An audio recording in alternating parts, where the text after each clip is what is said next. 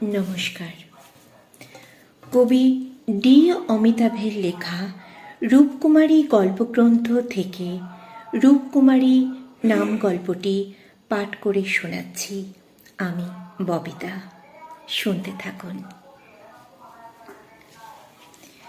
সবুজের বুক চিরে national highway থেকে রাস্তাটা ডান দিকে ঘুরে গেছে অসম্ভব কৌণিকতায়। এখানটায় NH34 বামে বাঁক নিয়ে অদৃশ্য হয়েছে শহরের গর্ভে, আর মাঠ ভেঙে রাস্তাটা শেষ হয়েছে একেবারে আনন্দনিকেতনের পেটে। অংশুমান পথিক মানুষ, বহু পথ পেরিয়েছে জীবনে, ঘুরতে ঘুরতে পথ পৌঁছে দিয়েছে আবার পূর্বের অবস্থানে। পথের শেষ নেই। সে একবারই পথ শেষ করার পথে পৌঁছে গিয়েছিল। বাইক নিয়ে পনমুডি হিলসের মাথায় উঠে দেখেছিল পথ হঠাৎ অদৃশ্য।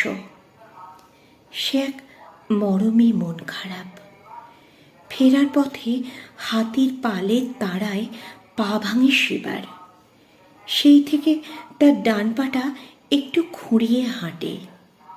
অনেকটা মৃদু ঢেউয়ে পানসি নৌকা ছন্দ পায় তার হেঁটে বেড়ানো। অংশুমানের পুরনো মন খারাপটা ফড়িংয়ের ডানায় ভর করে উড়ে বেড়ায়। তবে কি ভুল করল এখানে এসে? কাল রাতে অংশুমানের ভালো ঘুম হয়নি। বারান্দায় দু হাতে ভর দিয়ে তাকিয়েছিল সামনের NH34 দিকে বহুক্ষণ। ফাঁকা মাঠ পেরোলেই সভ্যতায় ফিরে যাওয়ার হাতছানি। আবার রেলিং চেপে দাঁড়িয়ে গেলে দৌড়ে বেড়ানো জীবন ছেড়ে জীবনকে অনুভব করার অসম্ভব লোভ। সভ্যতার সব চুক্তি মিটিয়ে এসেছে অংশুমান। দু হাত ভরে বেঁচে নেওয়া যাবে মিঠে বাতাসে।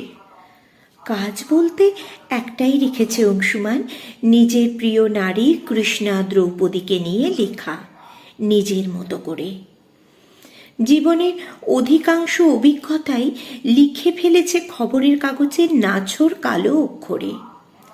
মমি থেকে মাটি সব বিষয়ে লিখেছে পেটের তাগিদে। সেসব আর ভাবতে চায় না।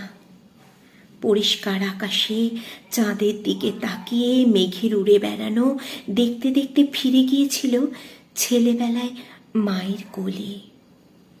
কখন চাঁদ ডুবে গেছে দক্ষিণা বাতাসের সাথে খেয়াল করতে পারেনি সে। তবু আজ ভোরেই উঠেছে অংশুমান।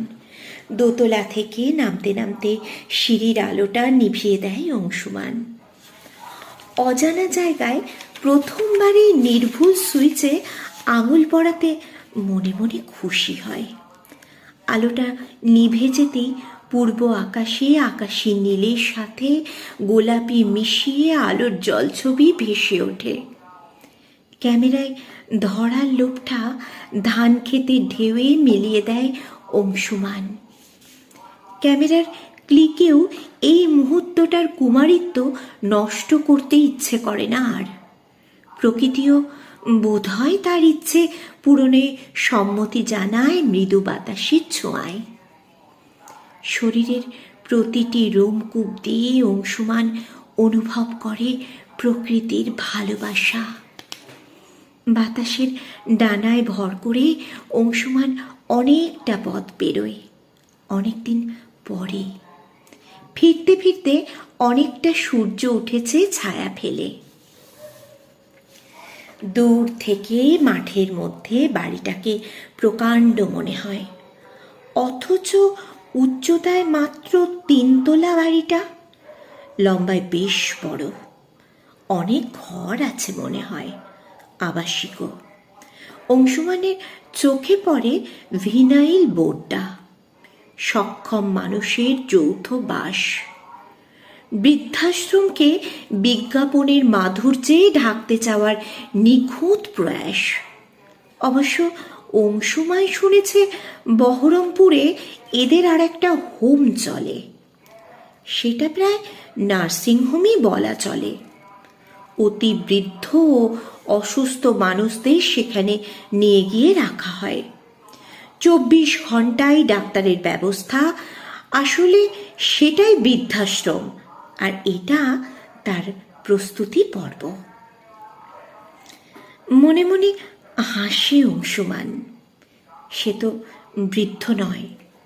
শরীরে কোথাও পলিমাটিতে হাঁসের পায়ের ছাপ দেখেনি, অথবা মনের মধ্যে কোথাও মাকড়সার জাল ধুলো ফেলেনি। দ্রুত পা চালায় অফিস ঘরের দিকে। তার কিছু ফর্মালিটিস বাকি আছে। সই সাবুত আর মৃতদের সৎকারের অধিকারনামা কার নামে দেবে। গতি তার কিছুটা স্লথ চিন্তার জটিলতায়। একমাত্র সন্তান বহু দূরে। উত্তর মেরুর জমা বরফে ব্যাকটেরিয়ার জীবনচক্রের গবেষণা করে। মায়ের সাথে বিচ্ছেদ তাকে সম্পর্কহীন করেছে পিতার সাথে। তার জীবনচক্রে পিতা নেই, মাও মৃত। স্বার্থপরতার ব্যাকটেরিয়া শিখিয়েছে অন্তঃশ্বাস শূন্য হতে। শুধু একজন তাকে বহুদিন আগে তার যাযাবরতার যুগে সমস্ত কিছু অস্বীকারের কালে তাকে মৃত্যুর কথা স্মরণ করিয়ে বলেছিল, তোমার কফিনে আমার অধিকার থাকবে না, কিন্তু কবরে আমার রঙে ফুল ফুটবে। সোহিনী, সোহিনী আঢ্য। দেশমাটির ধুলো মেখে পায়ে পায়ে অফিসে ঢোকে অংশুমান। বহুদিন পরে আজ মাটির সাথে সরাসরি সম্পর্ক নগ্নপদে। কিছুটা সংকোচ লাগে, সভ্যতায় নগ্নতার স্থান নেই। আসতে পারি বলে ঢুকে পড়ে কার্পেটের মেঝেতে। এখানে জুতো খুলেই প্রবেশ করতে হয়, কিন্তু তার তো সে বালাই নেই। অথচ যে জন্য কর্ম তা মান্যতা দিয়েও বিধি ভেঙেছে বুঝতে পারে। তার নৌকা দুলুনি একটু বেশি হয়ে যায়। ম্যানেজার ব্যাপারটা বোর্ডের চালে হালকা করে দেয়। আরে স্যার আসুন তো, না মানে আগিয়ে চাললে। অংশুমান তবুও ইতস্তত করে। সে নিয়ম না মানা জীবন কাটায়, কিন্তু তা আইন মেনে। নিজের জীবনের পরোয়া না করতে চাওয়া মানে অন্যের বিরক্তির কারণ হওয়া নয়। ব্যাংক ড্রাফটে আগেই আগামী 2 বৎসরের সমস্ত টাকা দেওয়া ছিল। গতকালই রুম পেয়ে গেছে। সইয়ের সত্যতায় আইনি রূপ পায় দুপক্ষের অঙ্গীকার। ম্যানেজার মলয়বাবু অত্যন্ত দ্রুততায় শেষ করে যাবতীয় জটিলতার ফাঁস। বাবুদের পায়রাকে গম খাওয়ানোর মতো বলে চলে যৌথবাসের ডু অ্যান্ড ডু নটস। প্রাত্যহিক আন্তরিকতা, অথচ জানে যা বলছে তার উপর তার নিজেরই বিশ্বাস নেই। অংশুমান বেরিয়ে আসতে তার অস্বস্তির পা বাড়ায়। মলয়বাবু বুঝতে পারে নতুন অতিথি নিয়মের ভরসা করেন না। স্যার একবার ম্যাডামের সাথে দেখা করবেন, চলুন। এটা স্যার এখানকার রেওয়াজ। উনি সবাইকার সঙ্গে ওই একদিনই পরিচয় করেন। স্যার না করবেন না। মলয়বাবু পথ আগলেই পথ প্রদর্শক হয়ে উঠতে উঠতে বলে। অংশুমান জানত এই বৃদ্ধবাসটা পরিচালনা করেন একজন মহিলা। বছর 5 আগে কোমায় চলে যাওয়া এক কংগ্রেস নেতা স্ত্রী ও ভাইয়ের সম্মুখভোট যুদ্ধ কভার করতে রায়গঞ্জ যাওয়ার পথে ভালো লেগে গিয়েছিল জায়গাটা। নির্মল সবুজে প্রাণবায়ু বেশি পেয়েছিল অংশুমান গাড়ি থেকে হাত পা ছাড়াতে নেমে। মলয়বাবু বারান্দা দিয়ে আগে আগে চলেছে, আর পিছনে নৌকাদুলি ছন্দেই অংশুমান। ঘরের ভিতরে অদ্ভুত এক মেয়েলি গন্ধ। এতই বড় সে ঘর যে তাকে ঘর না বলে কক্ষ বলাই চলে।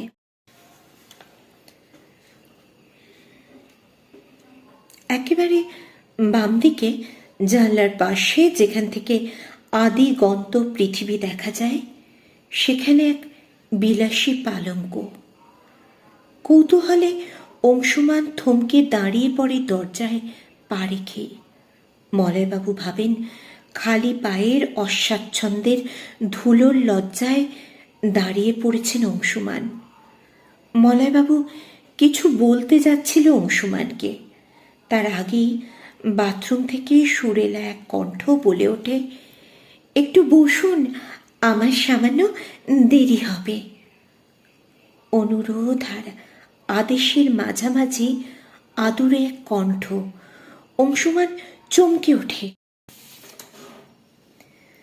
বহুদিন আগে শোনা একটা সুর বাজে স্মৃতির রেখা ধরে। দৃশ্যতার স্মৃতির সতেজতা অনেক বেশি, কিন্তু সুর বা ছন্দের স্মৃতি হারিয়ে গেলেও সঠিক প্রাবল্যে বাজলেই পূর্বজন্ম থেকেও ফিরে আসতে পারে। ইটালিয়ান মার্বেলের মেঝেতে একটা অস্পষ্ট পায়ের ছাপ। পায়ের পাতায় তেল জাতীয় কিছু মেখে কেউ ঢুকেছে বাথরুমে। পদচারণায় নর্তকীর ছন্দ ধরা পড়ে। সোহিনী কি?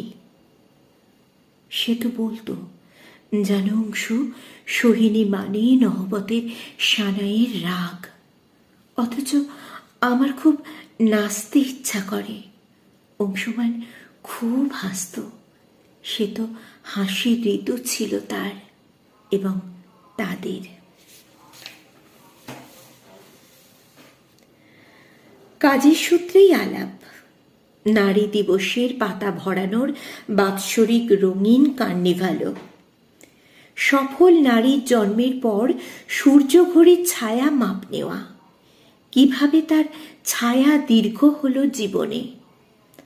আঢ্য অ্যান্ড আঢ্য কনস্ট্রাকশনের চেয়ারপারসন সোহিনী আঢ্য। অফিসে ঢুকেই অংশুমান মুগ্ধ হয়েছিল। সারা অফিসের স্টাফদের সাথে চেয়ারপারসনও ইউনিফর্মে, হালকা গোলাপি আর গাঢ় বাদামি টুপার্টের সাথে মালকিন একই রঙের শাড়িতে। সোহিনী তার ইউনিফর্মকেই বানিয়ে নিয়েছে রূপসাজ। কথা হয় কথার পেশা পোশাকেই। সোহিনী কয়েকটা পরিসংখ্যান রাতে জানাবে বলে ফোন নম্বর চেয়ে নেয়। অংশুমান পরে জেনেছে ইচ্ছাকৃত সেই যোগাযোগ সূত্র। অংশুমানও তখনও সবে সবে বিচ্ছেদ শোক ভুলে ভেসে উঠেছে জীবনে। তানিয়া তাকে অনর্থক সন্দেহ করে। অংশুমান সুপুরুষ, দেশে বিদেশে ঘুরে বেড়ায় ঝড়ের মতো। তার পাসপোর্টে ইমিগ্রেশন স্ট্যাম্পের জায়গা কম পড়ে অতি দ্রুত। পরিযায়ী পাখি মাত্রই সঙ্গিনী খুঁজে মরে এমন কথা সত্য নয়। তার তো মন পড়ে থাকে বাড়িতেই। অথচ তানিয়ার সন্দেহ তাকে বহির্মুখী করে তোলে। তার যাযাবরতা বেড়ে যায় জীবনে এবং মননে। সে রাতে অংশুমানের ল্যান্ডফোনে সোহিনীর গলা ভেসে আসে উপত্যকার উচ্ছল ঝর্ণা প্রবাহের মতো। পরিসংখ্যানের ফোন হয়ে ওঠে প্রায় নিয়মিত নহবতের সানাই রাগ। সোহিনী ব্যস্ত স্বামীর ব্যবসায়ী স্ত্রী, আর অংশুমান সদ্য বিচ্ছেদ কুয়াশা থেকে বেরিয়ে আসা সুপুরুষ। অংশুমান বাড়ি থাকলে আর সোহিনীর স্বামী ব্যবসার কাজে বাড়ির বাইরে গেলেই অদৃশ্য তার জুড়ে দেয় দুই নারী পুরুষকে। কথা হয় অসম্ভব আন্তরিকতায়। সোহিনী কথা বলে সারা দিনের গম্ভীর্য ছেড়ে বালিকার ভঙ্গিমায় অথবা বালিকা বেলায়। তার না বলা কথা, কেউ না শুনতে চাওয়া কথা সব শোনায় অংশুমানকে। অংশু ঘুম তাড়িয়ে পাহারা দেয় সোহিনীর অভিমানী বালিকা বেলার। জানো, ছোটবেলা আমি খুব খারাপ দেখতে ছিলাম। মায়ের সাথে বের হতে লজ্জা লাগতো। মা এত লম্বা, এত ফর্সা, এত সুন্দরী, আর তার পাশে আমাকে একটুও মানাতো না। জানো, আমি তো বেশ কালো ছিলাম মায়ের তুলনায়। মা লোকজনকে বলতো আমি নাকি বাবার মতো হয়েছি। অংশুমান বহুবার বলা গল্পগুলো শুনতো খুব মন দিয়ে, কিন্তু পরের বাক্যগুলো বলতো না। বিখ্যাত সিনেমার ডায়লগের মতো মুখস্থ ছিল তার সব কিছু, কিন্তু বারবার সোহিনীর জলতরঙ্গের সুর শুনতে চাইতো অংশু। একই গল্প তাজ বেঙ্গলের লবিতে বলেছে, আবার বোম্বে রোডের পাশে গাড়ি থামিয়েও শুনেছে। অত্যন্ত গোপনে তাদের মেলামেশা ছিল প্রায় সন্ত্রাসবাদী ভঙ্গিমায়। সোহিনী কলকাতার অত্যন্ত পরিচিত পরিবারের বধূ, আর অংশুমান আকর্ষণীয় ব্যক্তিত্ব। ভিড় থেকে চুম্বকে টেনে তোলা চেহারা, নজর নজরানা নেওয়া সৌম্যতা অথবা যৌন আবেদন অংশুর চেহারায়। হয়তো সেটাকেই সন্দেহ করত তার স্ত্রী তানিয়া। এখন আমার সাথে সৌমি বের হলে লোকে বলে আমরা নাকি দুই বোন, অথচ ও আমার থেকে কম করে 19 বছরের ছোট। সৌমিকে নাকি আমার মেয়েই মনে হয় না। কথা বলার সময় সোহিনী একরকম, আর বালিকা বেলার গল্প বলার সময় তার একটা আদরের স্বর বের হয়। করে একটা নাকি সুরে থেমে থেমে বাক্যগুলোকে কেটে ছোট করে নেয় যেখানে সেখানে। সেসব সময় অংশু খুব মজা পায়। নারী কখনো বালিকা হওয়ার সুযোগ হাতছাড়া করে না। পূর্ণ পরিতৃপ্ত যৌবনবতী নারী ফিরে যেতে চায় বিকশিত কালে। অংশুমানের স্মৃতির কফিন খুলে বেরিয়ে আসে নানা রঙের ফুল। মধ্য 30-এর সোহিনী তথাকথিত সুন্দরী ছিল না, কিন্তু অসম্ভব আকর্ষণীয় ছিল তার যৌবন। ঋতু শেষ হলে যৌনতায় মরচে ধরে, বয়স বলে যায় মরশুম শেষ। অথচ সোহিনীর ক্ষেত্রে বয়স থেমে গিয়েছে বহু আগেই। দশক অতিক্রান্ত হয়েছে, অথচ তার সংখ্যা যোগ হয়নি তার যৌবনে। খুব সাজতে ভালোবাসত সোহিনী, আর ভালোবাসত ফুল। ফুল নিয়ে তার পাগলামি ছিল দেখার মতো। ফুল মাখত সে, পারলে সে ফুল পরত, খেত। বেল ফুল, কাঠচাঁপা ফুল তার রূপ প্রসাধন। স্যার, একটু দেখে আসবেন, একটু ঘুরে আসবেন এই দিক দিয়ে। ম্যানেজার বাবুর কথায় সম্বিত ফিরে পায় অংশুমান। ঘরের মাঝ বরাবর জল ফুলদানিতে নানান রকম ফুল ভাসছে। মলয়বাবু ইঙ্গিত করে সেদিকে। অংশুমান জল ফুলদানিটা খুঁটিয়ে দেখে। রং বৈচিত্র্যে অসাধারণ। পদ্ম, ডালিয়া, জিনিয়ার মাঝে টগর, রঙ্গন, ক্যালেন্ডুলা প্রেক্ষাপট তৈরি করেছে মন মাতানো। অথচ কোথাও বেলফুল বা চাপা নেই। জল ফুলদানিকে বামে রেখে ড্রেসিং টেবিলের পাশ দিয়ে সোফায় গিয়ে বসে। বৃদ্ধাশ্রমে ড্রেসিং টেবিল, স্বচ্ছ কাঁচে লাগানো রঙিন বিন্দিয়া প্রতিবিম্বে দ্বিগুণ সংখ্যায় ভাসমান। সোহিনী দেখা হলেই জিজ্ঞাসা করত, অংশু, আজ আমাকে কেমন লাগছে? অংশু হাসত, আর তার হাসি রকম ফেরেই বুঝতে পারত সোহিনী তাকে কেমন লাগছে। প্রত্যেক নারী তার প্রেমিকের মুগ্ধতা উপভোগ করে, অথচ অংশুমান জানত সোহিনীর রূপে মুগ্ধ হবার লোকের অভাব নেই। 25 থেকে 50 সব বয়সের পুরুষই তার রূপে গুণে মুগ্ধ। স্থাবকতার একটা দৃশ্যমান বলয়ে সোহিনী বাস করে। ষোড়শী কন্যার মা সেটা উপভোগ করে, কিন্তু স্থাবকতার ঊর্ধ্বে উঠে বাস করে প্রত্যেক সুন্দরী। সোহিনীও স্থাবকতার বাইরে বেরিয়ে খুঁজেছিল ভালোবাসা। অংশুমান সোহিনীর সেই প্রখর পুরুষ, যাকে সুন্দরী নারীও কামনা করে, মনে মনে তাকে স্বামী হিসেবে চায়, অথবা স্বামী থাকলে স্বামীরও আগে স্থান দেয়। অংশুমান মাঝে মাঝেই তার স্থাবককুলের কথা মনে করিয়ে দেয়, যা সোহিনী তাকে বলে নিজের রূপে শ্রদ্ধাঞ্জলির গল্প শোনাতে। কি গো, তোমার সেই সাপ্লাইয়ের ছেলেটার কি খবর? আসে আজকাল ঘন ঘন?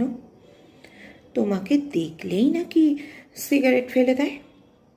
সোহিনী কপট রাগ দেখিয়ে অংশুমানকে আলতো করে চিমটি কাটে, মুখে বলে, হিংসুটে খোঁড়া লোক, জানো ছেলেটার বয়স 28-30, তোমার মতো বুড়ো নাকি? তা সেই ছোঁড়ার কাছেই যাও না, এই খোঁড়া বুড়োর কাছে আসা কেন? দেখো অংশু, নিজেকে খোঁড়া বলবে না। আর হ্যাঁ শোনো, আমি স্বয়ম্বর সভায় তোমাকে বেছেছি। ইচ্ছা করলে অনেক সুর বীর বাঁচতে পারতাম। অর্জুনের মাছের চোখ দেখা দেখেছি বলে অন্য বীরদের মুগ্ধ রূপাঞ্জলি নেব না কেন? আমি তো আমার অর্জুনকে কোনো দিন নিজের করে পাবও না। অনেকটা কথা একসাথে বলেই সোহিনী হাঁপিয়ে ওঠে, চোখ ছলছল করে ওঠে, কিন্তু জল আটকে হেসে দেয় উজ্জ্বল রোম্যান্টিকতায়। অংশুমানও সে হাসিতেই যোগ দেয়। তাদের দেখা হতো কম, কিন্তু কথা হতো অনেক। পৃথিবীর যে প্রান্তেই থাকতো, অংশুমান সোহিনীকে সারাদিন দুটো মেল করতই। তখন সবে সবে কলকাতায় মোবাইল এসেছে, কল রেট অনেক। অংশুমান অত বেশি তাৎক্ষণিক যোগাযোগে বিশ্বাসী ছিল না, অন্তত প্রেমের ব্যাপারে। তবু সোহিনীর অনুরোধে নিতে হয়েছিল সেই মুঠো ফোন। সোহিনী বলেছিল সেই বিলটা মেটাবে। অংশুমানের পৌরুষত্বেই লেগেছিল সে কথা। যদিও তার বিল মেটাতে কষ্ট হতো, কিন্তু কোন অধিকারে সে টাকা নেবে? প্রত্যেক সম্পর্কের একটা ছবি থাকে, এই সম্পর্কের কোনো ছবি নেই। অবৈধ প্রেমেরও একটা যৌন ছবি আছে, কিন্তু যে সম্পর্কের কোনো ভবিষ্যৎ নেই, যৌনতা নেই, তার কি কোনো ছবি হয়? দুজন মাঝবয়সী সংসারী নারী পুরুষের ভালোবাসার কোনো ছবি হয় না। যে যার সংসার কর্মজীবন সামলে সন্তানের কর্তব্য করে এসে জামা খুলে বসে একটা নির্জন দ্বীপে, যে দ্বীপের প্রতিটা ঘাস তাদের মনের মতো করে সাজানো। জানো, কাল একটা ছেলে SMS করেছে। এটা আবার কোনজন? অংশু হেসে বলে, এ আমাদের ক্লায়েন্ট, আমাদের আশীর্বাদ অ্যাপার্টমেন্টের ফ্ল্যাট ওনার, দুটো ফুটফুটে ছেলে মেয়ের বাবা। দুটো ছেলে মেয়ের বাবা আবার ছেলে হয় কি করে? আরে বাবা, শোনোই না, শুধু কথা কাটো। কাল হয়েছে কি, আশীর্বাদের উদ্বোধন অনুষ্ঠানে জয় গোস্বামীর মেঘবালিকা আবৃত্তি করেছি।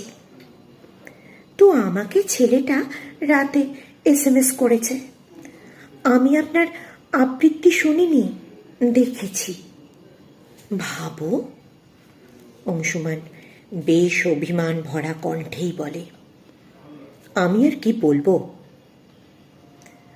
শোনো না, তুমি শুধু রাগ করো। টেলিফোনের ওপার থেকে সোহিনী কল কল করে বলে। আমি রিপ্লাই দিলাম, একটু বেশি বলা হয়ে গেল না? তখন ছেলেটা কি লিখেছে জানো? কি? অংশুমান জানি সোহিনী রূপের স্তুতি শুনলে পাগলামি করে, ফুল নিয়ে নিজের পাগলামি করার মতোই।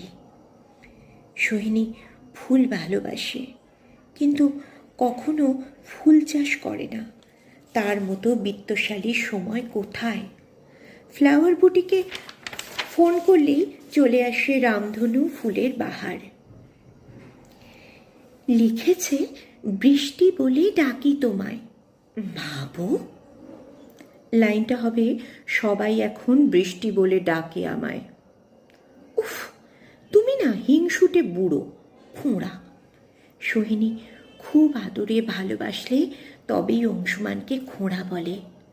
অংশুমান মোলায়েম হয় অভিমান ছেড়ে। জানে সোহিনী মৃত্যুর চাইতেও রূপ হারানোর ভয় করে অনেক বেশি। সে বয়স্কা হলেও সুন্দরী থাকবে এমন ভাবে মনে মনে। অংশু আলতো করে সোহিনীর কানে কানে বলার মতো ফোনেই বলে, ছেলেটা তো জানে না তুমি শিলাবৃষ্টি হয়ে গেছ। কথাটা বলে অংশু নিজেই হেসে ফেলে। খুব সুন্দর কথা, সুন্দর সময় জ্ঞানে বলতে পারার সাফল্যে। টেলিফোনের উল্টো দিকে সোহিনী অংশুর প্রাণ খোলা হাসিতে নিজেকে মিশিয়ে দেয়।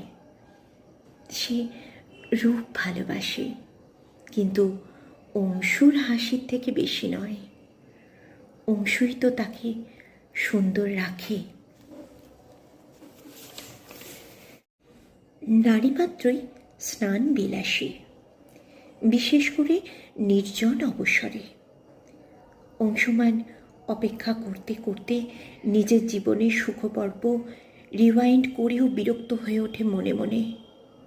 বৃদ্ধাশ্রমে কেউ কারো গল্প জানতে চায় না। অসামান্য সাম্যতা এখানে, স্মৃতি মেদুরতা এখানে পূর্বজন্মের জাতিস্বর প্রচেষ্টা। উঠে দাঁড়ায় অংশুমান কর, এক সময়ে সারা জাগানো সাংবাদিক। তখনই দরজায় এসে দাঁড়ায় অসামান্য সুন্দরী এক বৃদ্ধা। সে সোহিনী হতেও পারে, অথবা নাও হতে পারে। কৃষ্ণা দ্রৌপদীর মতোই তার বহু রূপ। অর্জুনকে সে ভালোবাসে, ভীমের যৌনতা সে উপভোগ করে, যুধিষ্ঠিরে সে রাজেন্দ্রাণী, নকুল সহদেবের ভালোবাসা কম বয়সীর ভালোবাসা উপাসনা। আবার সেই কৃষ্ণা আসলে সেও রূপকুমারী। শেষ হলো আজকের এই গল্প রূপকুমারী। বন্ধুরা, আপনাদের যদি আমার এই গল্প ভালো লেগে থাকে তাহলে অবশ্যই চ্যানেলটিকে লাইক, কমেন্টস, শেয়ার এবং সাবস্ক্রাইব করে দেবেন।